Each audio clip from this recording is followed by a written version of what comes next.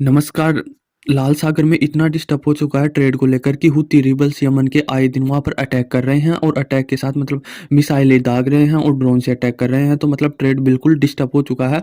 और जो शिपें लाल सागर से होकर आती थी यहाँ पर स्वेज कैनाल से, अब वो साउथ अफ्रीका के नीचे से होकर आ रही है। तो ये बहुत ही ज़्यादा रूट लंबा है और इसको काफ़ी ज़्यादा परेशानी हो रही है। तो यूरोपियन संघ ने पहले अमेरिका और ब्रिटेन तो इस पर अटैक कर ही रहे थे। इस हुती रिबल्स जो यमन के लोग हुती रिबल्स है, वह लगातार अटैक कर रही थी शिपों पर, और शिपों को रोकने के लिए अमेरिका और ब्रिटेन इनके अटैक हुती रिबल्स के ऊपर अटैक कर रहे थे। तो अब यूरोपियन संघ ने भी एक जानकारी दी है कि वह भी इस जो डिस्टर्ब कुछ ज़्यादा ही कर दिया, हुती रिबल जो जहाज आ रही है उसको ही टारगेट कर रहे हैं। तो ये शॉर्टकट रास्ता तो उसको काफ़ी दिक्कतें आ रही हैं जहाज को ले जाने में। शिपिंग में भी ज़्यादा आ रहा है, जो इंश्योरेंस कर रखी है कंपनियां वो भी ज़्यादा बढ़ गई।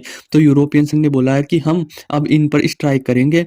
तो उनके लिए यूरोपियन संघ ने भी, पर यूरोपियन संघ का ये कहना है, अभी वो विचार ही कर रहे हैं कि हम करें या ना करें। अमेरिका और ब्रिटेन तो ऑलरेडी कर रहे हैं। तो यह जो यूरोपियन संघ है ना, ये सोच रहा है और ये रणनीति बना रहा है, हम करें या नहीं करें इन पर। तो इनका ये भी कहना है कि हम हमारे करने से क्या होगा, क्योंकि अकेला इसमें काम नहीं करेगा ये। अगर हम अमेरिका और ब्रिटेन तीनों ही करते हैं तो इसमें पूरा काम अकेला नहीं करेगा ये इसलिए बोल रहे हैं कि हुती रिबल्स है ना, उनके पास काफ़ी एडवांस हथियार है, और एडवांस हथियार होने के कारण कुछ छोटी छोटी मिसाइलें भी है, ड्रोन है, तो उनको रोकने के लिए काफ़ी दिक्कत वो आ रही है। अब एक फ्रांस के एक ड्रोन था, फ्रांस में आ गया था, तो उसको ड्रोन तो $20,000 का था, और जो मिसाइल दागी गई थी फ्रांस की ओर से वह 1 मिलियन यानी $10 लाख की थी। तो इस प्रकार से यूरोपियन संघ का तो काफ़ी मोटा खर्चा हो जाता है इनको अटैक करने में, और जो हुती रिबल्स का वो छोटे मायने में खर्चा होता है।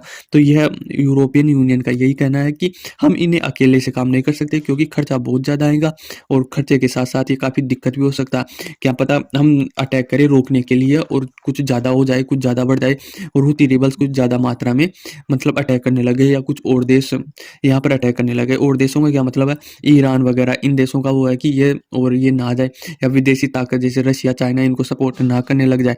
तो इनका यही विचार है कि हम विचार कर रहे हैं, ऐसे तो नहीं छोड़ा जाएगा कि लाल सागर में कोई ट्रेड होगा ही नहीं या शॉर्टकट होगा ही नहीं, कुछ तो सॉल्यूशन निकलेगा, पर जितना आसान तरीके से हो सके उतना हो जाए तो अच्छा ही है। बाकी अमेरिका और ब्रिटेन ने लगातार हुतीज पर वो कर रहे हैं, मिसाइलें दाग रहे हैं, बमबारी और एयर स्ट्राइक कर रहे हैं। अब देखो यूरोपियन संघ का एक और वो है, क्योंकि यूरोप का सारा व्यापार यहीं से होता है। जो भी तेल जाता है या 10 से 15% विश्व का व्यापार इसी रूट से होता है। तो वह यूरोप का तो काफ़ी ज़्यादा एशिया से कनेक्ट होगा यूरोप। तो यूरोप में या तो सामान जाएगा या आएगा, एक्सपोर्ट होगा या इम्पोर्ट होगा, तो इसी रूट से होगा, और इसी रूट में यमन के हुती रिबल्स पड़ते हैं। तो ये जानबूझकर ये यूरोप की और अमेरिका और इजराइल की तीनों शिपों को टारगेट कर रहे हैं। तो ज़्यादा टेंशन में तो इसलिए आ गया है यूरोपियन यूनियन, भाई हमको ज़्यादा इफेक्ट कर रहा है, हमारे ट्रेड को काफ़ी ज़्यादा इफेक्ट कर रहा है। तो अमेरिका लगातार बातचीत कर रहा है कि हम अकेले नहीं होंगे, अकेले से कुछ नहीं होगा, ब्रिटेन से कुछ नहीं होगा, आपको भी आना होगा, और कई देशों पर दबाव बना रहा है अमेरिका। तो ये लगातार अब हुती का ये विचार है कि यह जो हमास और इजराइल का लड़ाई चल रही है, तो उन पर वर्ल्ड मीडिया, वर्ल्ड की नज़र जाए, उसको लाइव लाइट में लेके आए इस प्रकार से।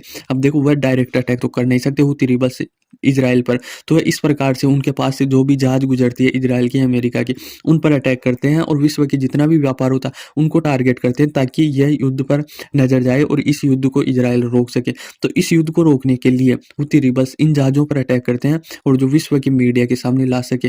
तो इस प्रकार से ये पूरी रणनीति चल रही है कि इजराइल और हमास का युद्ध को रोकने के लिए यह ड्रोन से अटैक कर रहे हैं, वो अटैक कर रहे हैं। अब अमेरिका ने हुती रिबल्स के ऊपर अटैक किया था, तो अभी ये बहुत ज़्यादा मिडिल ईस्ट में इतनी ज़्यादा बमबारी एक दूसरे पे कर रहे हैं। अमेरिका ने ईरान पे बमबारी कर दी थी अभी, फिर अमेरिका ने यमन के हुती रिबल्स पे कर दी थी, फिर ईरान ने जो सीरिया में बेस कैंप बना रखे हैं अमेरिका के अलग अलग देशों में, अलग अलग बेस कैंप है, तो ईरान ने अमेरिका के ऊपर ही बमबारी कर दी थी। 2 मिलिट्री बेसों पर वो किए थे, जिसमें काफ़ी घायल भी हो गए थे अमेरिका के सैनिक। फिर अमेरिका ने काफ़ी ज़्यादा बमबारी कर रही है अब सीरिया में काफ़ी ठिकानों पर, और ईरान के काफ़ी ठिकानों पर बमबारी कर रहे हैं। उसके साथ ही ईरान ने पाकिस्तान के ऊपर एयर स्ट्राइक कर दी थी, फिर पाकिस्तान ने ईरान के ऊपर, पर ये अभी ठंडे ज़्यादा वो तूल पकड़ा नहीं, अभी शांत हो गए दोनों, टिट फॉर टैट, जैसे को तैसा। ईरान ने मिसाइलें दागी, फिर पाकिस्तान ने, अब दोनों ठंडे पड़े हुए हैं।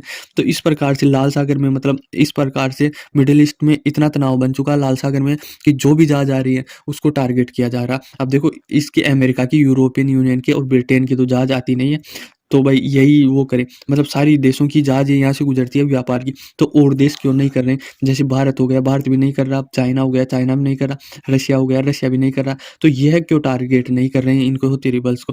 देखो भारत की बात करें तो भारत अभी ईरान में जाके आए थे और ईरान में उसके मतलब बोल के आए थे कि ईरान का देखो ईरान को क्यों बोल के आया था भारत, क्योंकि ईरान का इन पर काफ़ी मतलब इनको सपोर्ट करता है। ईरान हूथी रिबल्स हो गए, उधरले जितने भी आतंकवादी संगठन है ना, इसमें मिडल ईस्ट में उनको ईरान का काफ़ी हाथ होता है। तो ईरान को बोल के आए थे कि हम बर्दाश्त नहीं करेंगे इस प्रकार से हमारी शिपों पर अटैक होंगे।